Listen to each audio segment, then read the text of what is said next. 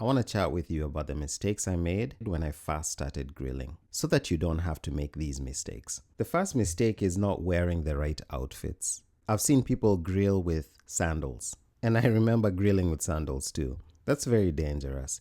The thing about sandals is that ash could fall on your feet, or even hot coal can fall on your feet, and you don't want that when you're grilling. So another thing I recommend is using grilling mittens or armor gloves or just a basic mitten, because the grill is hot and you don't want to burn yourself. There was this day I was grilling and I don't know what got into me. There were coals at the bottom of my grill, right? And I saw a coal and I touched it and I burnt myself. So I highly recommend, if you don't want this to happen, use an oven mitt or one of these heat resistant gloves, and it'll keep you from burning yourself. You want grilling to be a fun experience and not a stressful experience. Another mistake I made is not using a thermometer.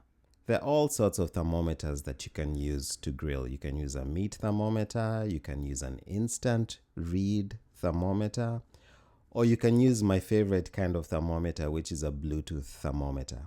The cool thing about thermometers is they take the guesswork out of grilling. And when you're new to grilling, there's just so much you're dealing with. When you use them, you just have one less thing to worry about. And they do the tracking. They track the meat for you, so you don't have to. If I was to recommend one thermometer to use, I'd recommend the Bluetooth thermometer. With it, you don't have to babysit the meat. Another mistake I made was just spreading the coal at the bottom of the grill. My issue with one-zone grilling is dealing with grease fires. Let's say, for example, you're grilling burgers and you have a grease fire. Where are you going to move your beef patty? Nowhere. Let me explain the two-zone method. So the two-zone method is where you pile all your coals on one side.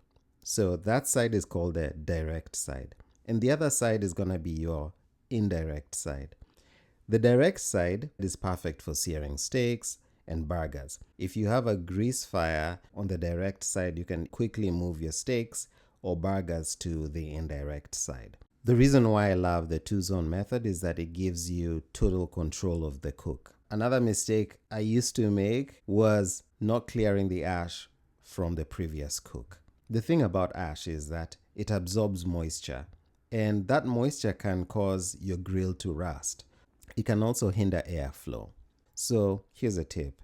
Wait until the next day to remove the ash from your grill. When it comes to deep cleaning your grill, just do that once a year. There's no need of doing it every month or every other month. Another mistake is using lighter fluid. Lighter fluid is the devil. So lighter fluid has a tendency of making food taste or smell like lighter fluid. Another culprit when it comes to food smelling like lighter fluid is using instant charcoal briquettes. Don't use those. Just use regular charcoal briquettes.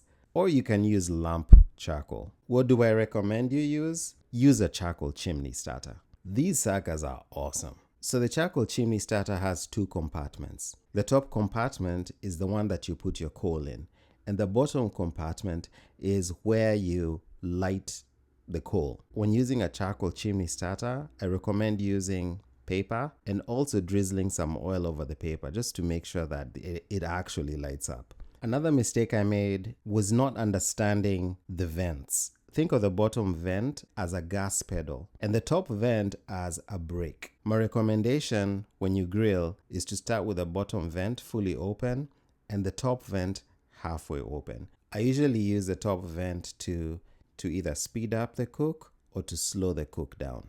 And whenever making these adjustments, I recommend waiting for 10 to 15 minutes for the adjustment to actually take place. The thing about charcoal is that it's like a slow-moving ship.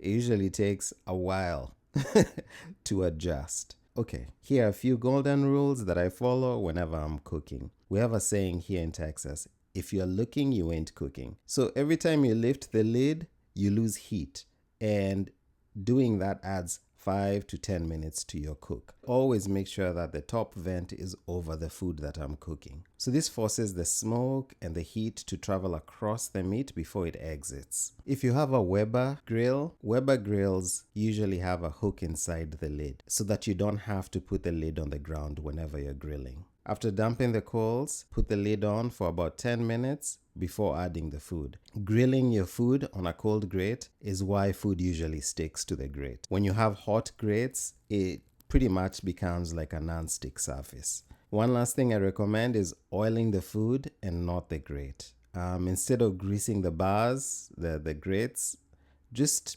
grease your meat.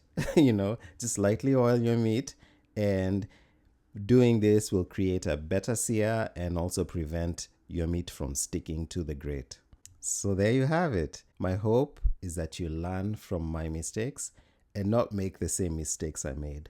These tips will be in the link in the description. And if you liked this video, watch this next video.